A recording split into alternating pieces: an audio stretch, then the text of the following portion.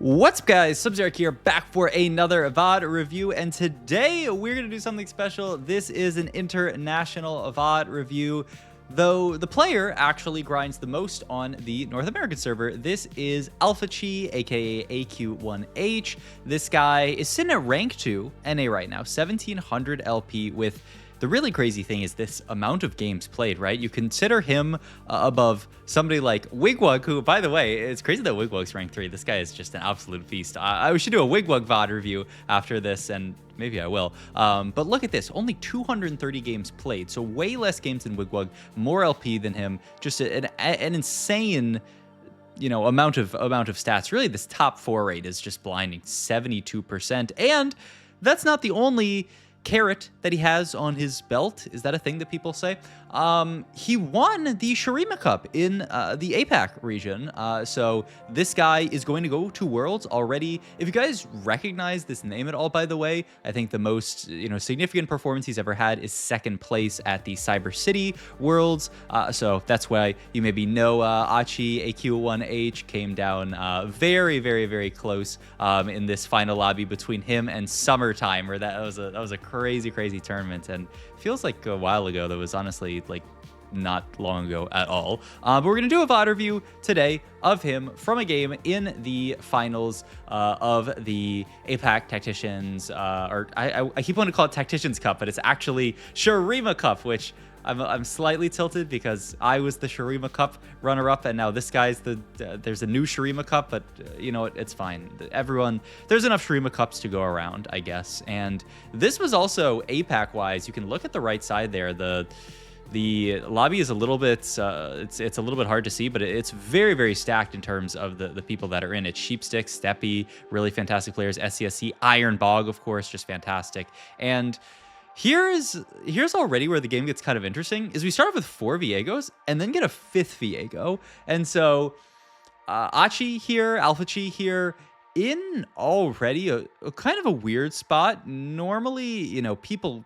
they're open to playing around kind of this Shadow Isles line, but not so much that you're like jumping out of bed to play it. It seems fine right now on the new patch because it has been buffed pretty precipitously. If you do want to play it, you do kind of have to do the Twisted Fate thing, the Scion thing, where you need to slam items onto the Viego here. He helps to actually not slam here, which I think is a really good call, because we don't actually know what we're playing yet from this spot, and any slam that we make here is going to be a little bit underwhelming, right? We could make something like an Evan Shroud here, but it's just not going to be that strong onto this Viego early. So let's wait here, see what our augment is. If we get a Yorick, 2-1 versus 2-2, it's not the end of the world. So we see first augment here, Silver Spoon, Crafting, and the Iron Assets here. I do really like Iron Assets in a spot like this, where it can give us that item slam that's a little bit better onto the the Viego here. He actually, I don't know why he undeploys the Viegos there. I don't know if there's any kind of like secret tech there, any reason to do that, but whatever. We see Slice of Life, which is a fantastic augment, and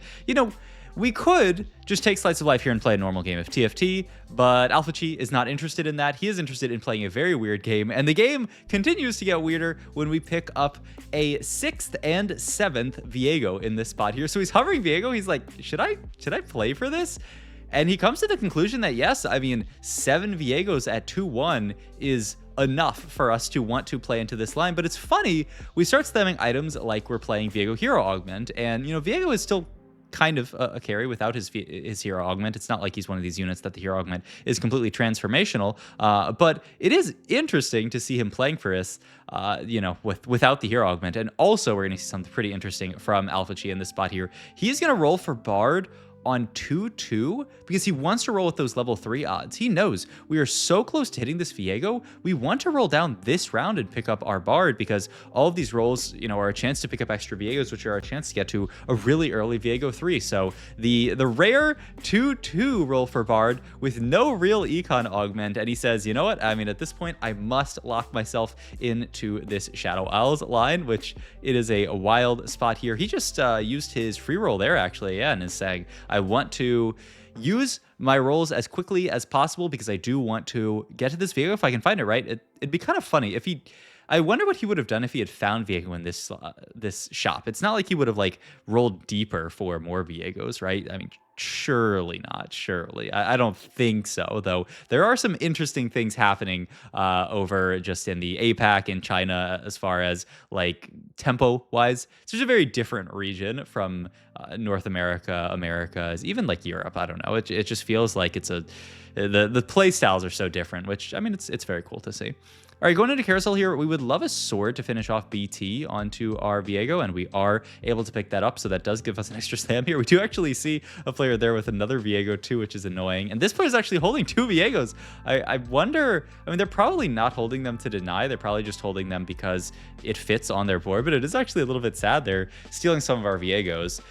The hope is that we are going to start farming some Viegos from Bard, or at least farm some free rerolls, then be able to find it at 3-1. You know, we don't want to end up in a world here where we accelerate really hard, you know, find these Viegos and then don't ever find, you know, the 8th Viego. That's the nightmare scenario in this spot, is we just like barely see any more Viegos throughout the course of the game. We have to roll really, really deep to find Viego 3, and then we don't really get that tempo, because what you want out of this spot is Viego 3 to kind of catapult your early game forward in such a way that you can play for a ton of Shadow Isle stacks, you know, winning early fights. It's interesting, Shadow Isle, the optimization, you get a soul for each unit that dies, your units and your opponent's units. So the optimization with the Shadow Isles is really to have close fights, ideally. You don't want to be 10-0ing everyone and having none of your units die, because then you don't get Shadow Isle stacks. Though I do think this Viego actually does a very good job at that, in that he's very selfish. We have no item similar to other carries, and so you can see here, it's very easy for, you know, stuff like our Yorick, stuff like our Nautilus here to die, and then our Viego can just clean up at the end of the fight, and boom, we have 2 units die, start farming all those Shadow Isle stacks, and we get a really quite early Gwen, honestly. A 2-7 Gwen is, I would say, a bit ahead of schedule here. So this is really fantastic for us. It's putting us into a really nice spot as far as our ability to farm Shadow Isles, which will be really cool for our ability to cap out later. Still no Viegos here, and so here's the question, is how much do you roll here? I mean, with this Viego, I think we must roll to at least 30 gold. The question is, how much further do you dip here? And AlphaQi says you dip really low here. Wow, this is an aggro roll down here, but he does get a huge spike from it. The Viego 3 also gets to play, you know, obviously 3 Shadow Isles, also gets to fit the Bard on the board, who's going to help bring some of our econ back. So I don't blame him for this really deep roll down, but it is obviously quite scary to get us there. So yeah. Also, I'm 7 minutes into the video and I forgot to do it's not even really self-promo, because it's honestly, I don't even need to self-promo at this point, but you know, thanks everybody who signed up for my Metafy coaching, weekly coaching program. We're almost out of slots, so if you are interested in signing up, go to the link in the description to my Metafy and go sign up. But I'm really looking forward to the session on Thursday, and then if you can't make Thursdays, I'm also going to kind of like talk to the people who are in the program about potentially moving dates around if you know, another day works for people or another time works better for people. I do see a recombobulator. It's never recombobulator in spots like these, because say we have a Titans VT slammed, say we reforge this into, you know, some kind of AP carry, you know, we reforge this into like a Twisted Fate. I mean, even Twisted Fate, you could maybe make the argument that you could play Bilge. I wanted to pull up units and think of like what the worst 2 cost that we could hit here is, like some kind of like pure AP carry here, like Teemo, I guess, would be worst case scenario. We reforge into Teemo here, and then we're just sitting on Titans BT and our game's over. So you can't really take this. I never feel bad about Exiles, so I would just, you know, default to that here. The heal cut's not bad since we're lacking it, but I mean, the bow could maybe be heal cut. I am just such an Exiles stand here. I never feel bad about taking it. It's a little awkward, I guess, with Gwen positioning is the only reason to think about not taking it here. We do see on a roll, which is kind of a funny option, but we've already done a lot of our rolling. It's a broken augment, but not so broken that you would take it there. So yeah, this is our spot at this point. Holding on to a lot of good stuff here. Holding on to Gwen pair plus the low risk pair, which is really nice. Will give us the ability to get to, you know, a more solid board on things like level 6, level 7. It is right now kind of awkward for us to level. We would have to basically go to 0 gold to level, and it's just not worth doing all of that. So we are just going to sit here on level 5 and then probably level to 6 at 3-5, but it's fine. Our board's still quite strong with this. Oh wow, he is actually going to go for the aggro level here, the 3-3 level. Once again, that tempo that I was talking about, but he says, you know what, Steppy is 100 streaking in my pool here. There's this very scary player with this Echo here who is actually going to aggro into my Viego. This is pretty bad fight positioning for us, though it looks like it's just barely gonna be okay. Yeah, honestly, I mean, it ends up being fine. If you don't want that to happen, you can move your Viego further back so that he would aggro into the Echo. I think that's ideally what we would have done there, but it ends up being fine because the Viego just ends up being a bit tankier than the Echo there. So all good. We have the bow open still here. As far as last items to go onto this Viego, so the ideal on this unit, usually with Hero Augment, and honestly, I've never played a Viego carry game without Hero Augment, but usually it's like Edge of Night, really nice item onto the Viego. I mean, you could go the Diana Echo style build with the Gwynsu's Rage Blade here at the end.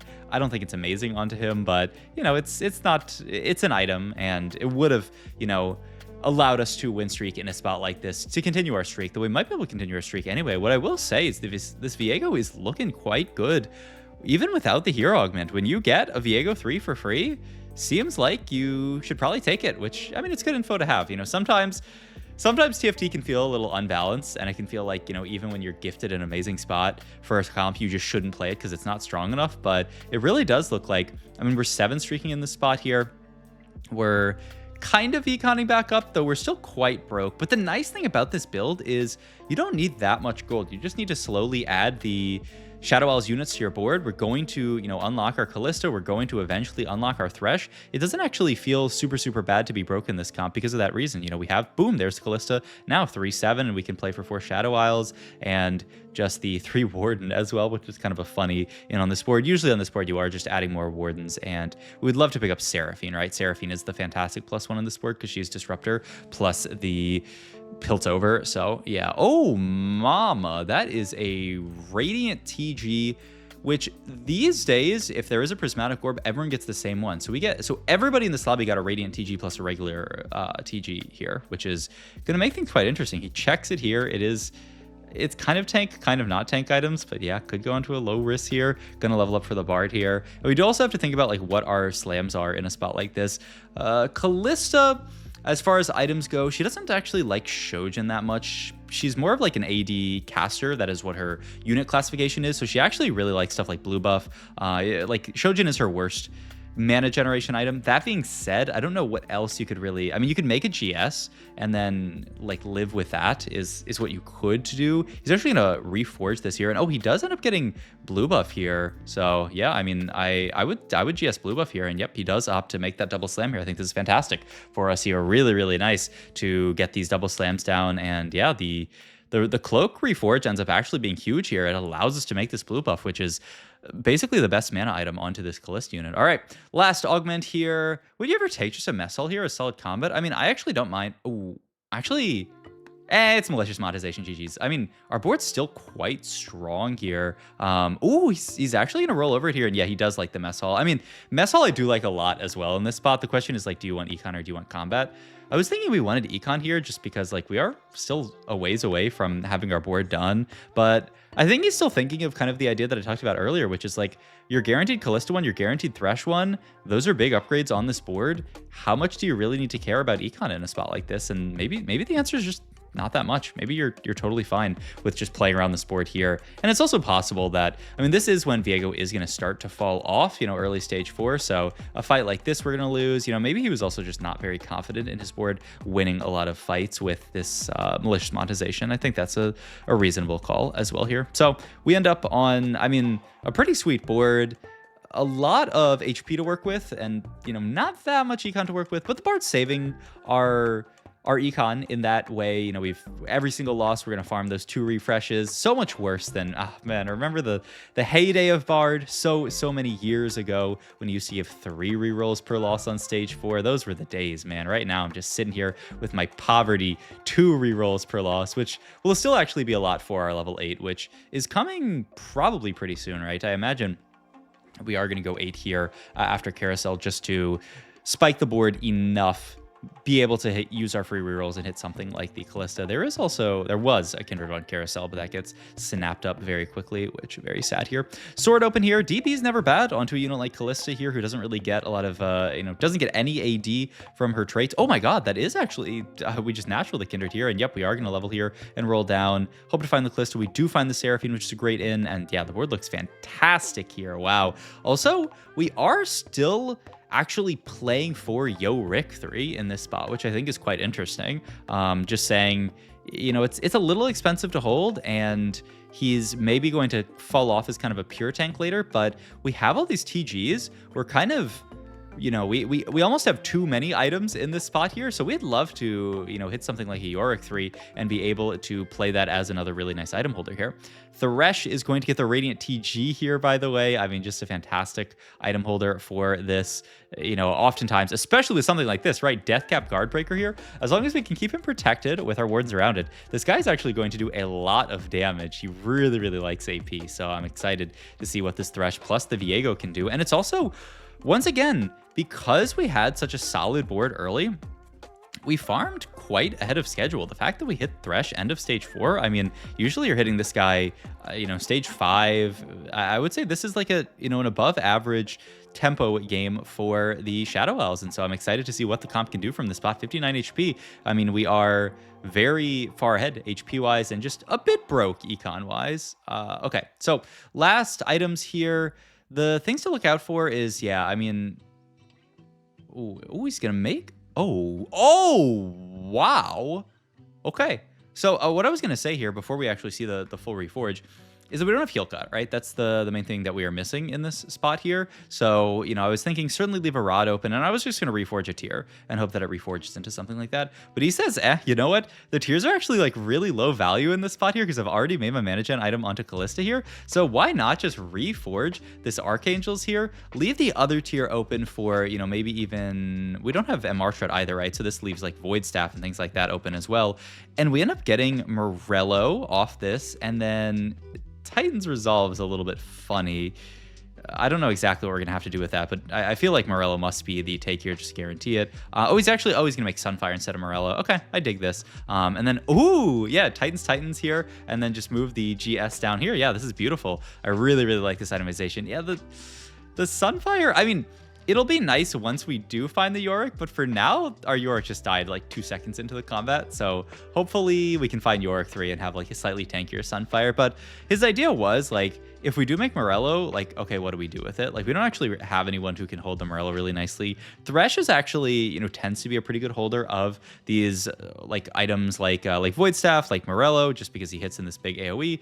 Problem being is that this Radiant TG must stay on Thresh the entire game. I cannot, you know, foresee it going on to anybody else. And like I said, you know, once we do find the Yorick 3, he will actually be a lot tankier on this board. And we do have the Kindred as well to kind of buy some time for him. So not the end of the world. Gonna take another close loss, which in some ways is good, but maybe that's like super copium.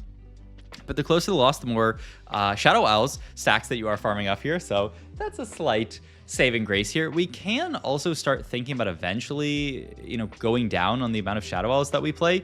But it's funny, normally the Shadow Isles unit that you're most ready to cut is Viego. But we have Viego 3 because he is a Shadow Isles unit and we're so invested in Shadow Isles. I think we're going to play this. I mean, I would be shocked if we don't play this Viego the entire game. So we're just going to sit here continuing to amass Shadow Isles stacks, and we might just play 5 the entire game because it's like, you're certainly never cutting Viego. You don't really want to cut Callista unless you find some kind of better item carry for those items, which maybe it could happen. We're certainly not cutting Thresh. You know, once we hit our other 3-star, the Yorick, we're obviously not going to cut that. And then the Gwen is just a really nice trade pot. So, I mean, I think we might stay in 5 forever here. It's crazy. We do opt to grab Bramble Vest here. Just want to last tank item here, right? That's the last item to fill out 3 item, 3 item, 3 item on all of our units. And then these extra TGs also are nice just to fill out the rest of our items. I mean, really nice for something like a random low risk here to make sure that he, you know, can survive and buy some extra time here. Rotate into a very scary Nasus, but actually, I mean, we kill it pretty quickly here. The Callista's doing good work. Did we? Oh my God, it was so close actually, but the Radiant TG Renekton is actually a monster here. Oh my God. Okay, not only is that Thresh too, it's also a BT Archangel's Thresh. All right, I've seen enough.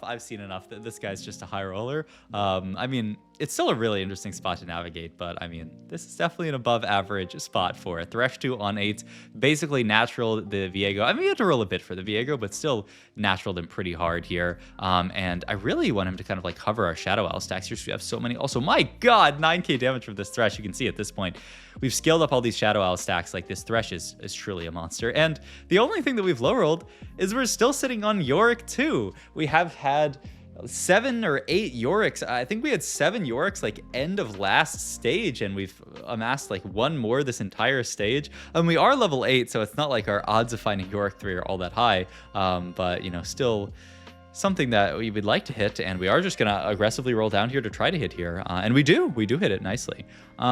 We skipped a lot of good +1s there.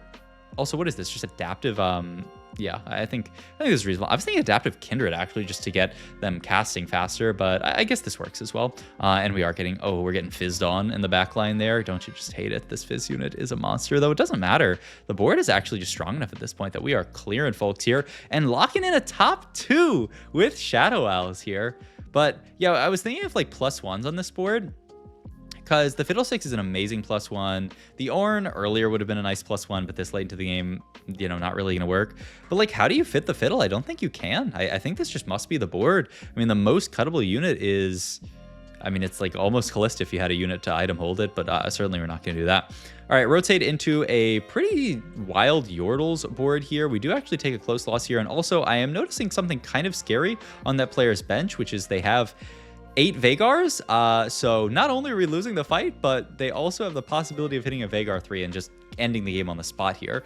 I would expect our board to do better than them, but I mean, this Veigar unit is really, really strong after the bug fixes. They have, man, actually, okay, should we be stronger? They're 3-star Koboko, 3-star Kennen, 2-star Ziggs. I think this might just be the end for us. This is as far as our comp will go, but I mean, fantastic for a 1-cost style reroll comp, essentially, that we just tempoed into the board, hit the Yorick 3 as well, just played 5 Shadows the entire game and capped out on a second. I mean, it's a really cool showing for this comp that I think is overall not played that much, and especially not from this weird angle where we just, played for Viego 3 and then just itemized him as if he was, hero augment Viego, but I mean, just, regular Viego can be a carry too. So, hope you got into this video. If you did, please like, comment, and subscribe. Check out my Twitch.